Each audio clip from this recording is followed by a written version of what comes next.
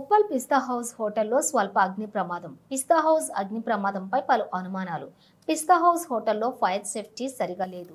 అగ్ని ప్రమాదానికి కారణం తగిన జాగ్రత్తలు పాటించని పిస్తా హౌస్ యాజమాన్యం.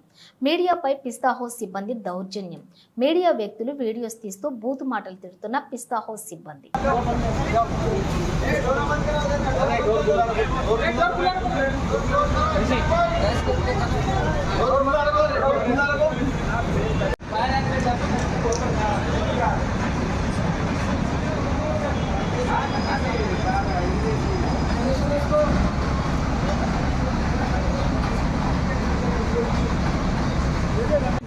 కొత్తగా చూస్తున్నట్టే చేస్తూ పార్సల్స్ పోతాయి, రాజకీయ నాయకులకు అన్నీ పోతాయి, అన్నింటికి అన్నించుకుంటాయి.